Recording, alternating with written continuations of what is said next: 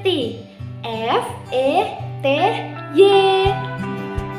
Halo, perkenalkan nama saya Agnes.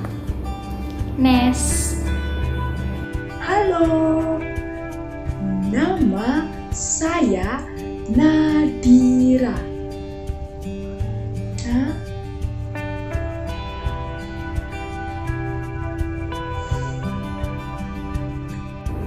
Pada kesempatan hari ini, kami akan membacakan cerita yang berjudul Kisah Kesombongan Tupai. Dapat dilihat pada cover depan buku cerita yang akan kami bacakan. Di sini tertulis judul yang menggunakan huruf tebal berwarna hitam.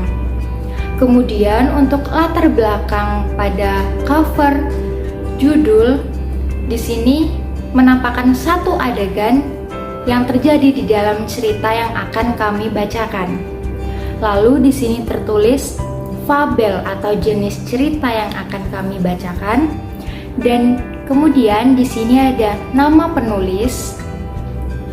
Lalu di sini ada sedikit kutipan yang akan menjadi inti dari cerita pada hari ini. Kemudian pada halaman belakang di sini tertulis kembali judul cerita, dan di sini tertulis sinopsis cerita yang akan kami bacakan. Kemudian di sini bertuliskan nama-nama penulis dan dari mana penulis berasal serta tahun penerbitan buku. Siapa tokoh dalam cerita?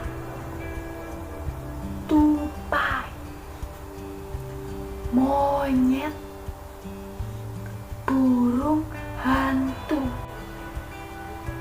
Cerita ini berjudul Kisah Kesombongan Tupai.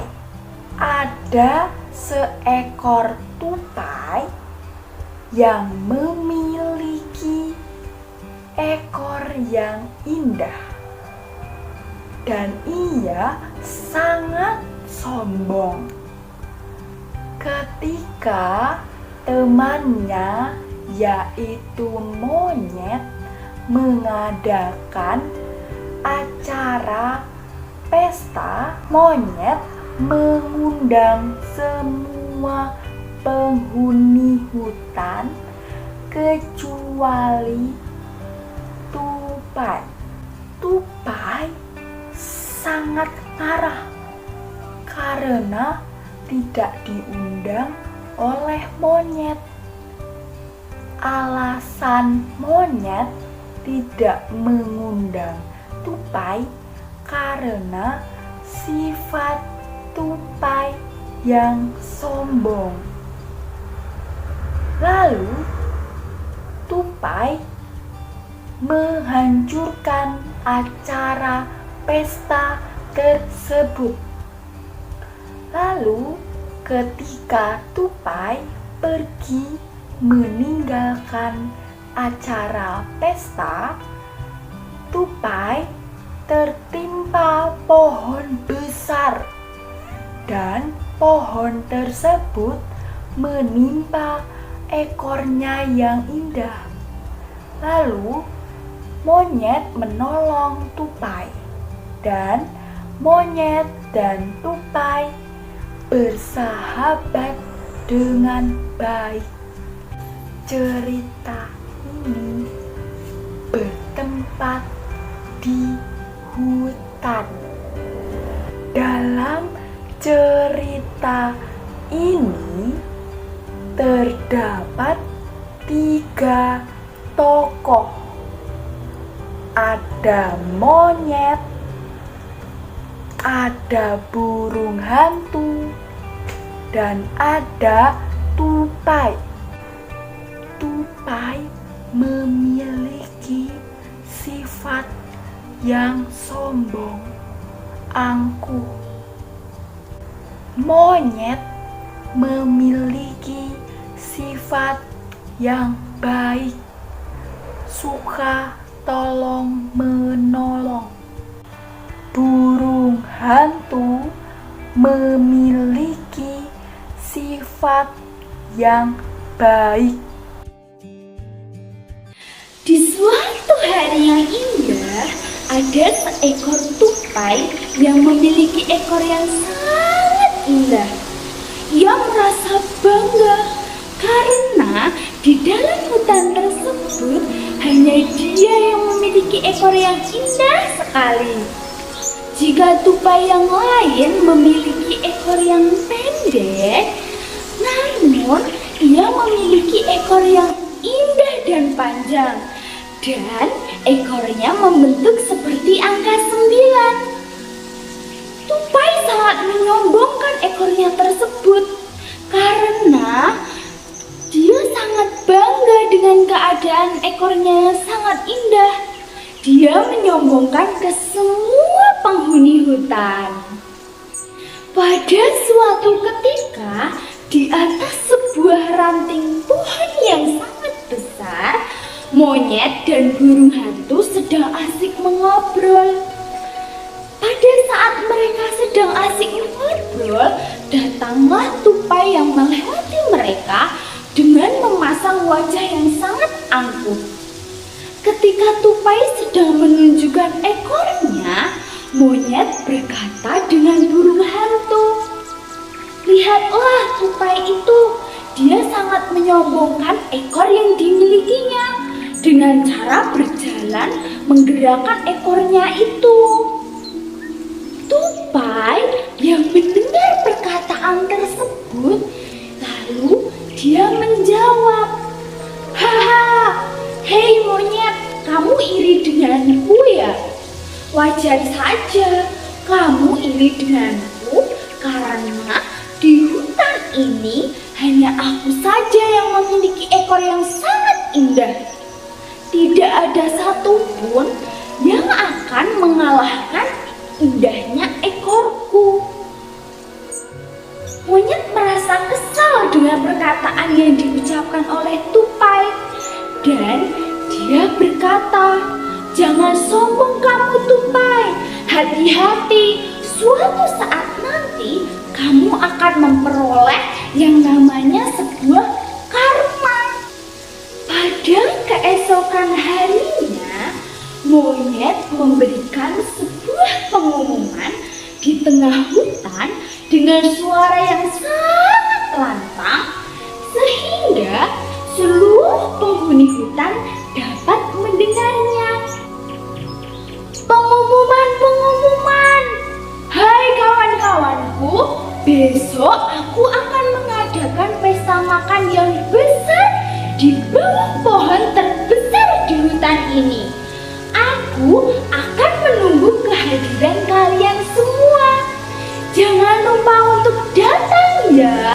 Lalu pada saat monyet menyampaikan pengumuman tentang pestanya di tengah hutan, tiba-tiba datanglah tupai dan berkata, "Wah, pasti menyenangkan nih pestamu besok.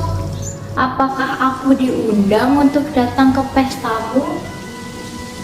Monyet menjawab, "Oh, tentu tidak, karena kamu sombong." Monyet pun mengejek tupai dan kemudian tupai pergi meninggalkan monyet dengan keadaan kesal.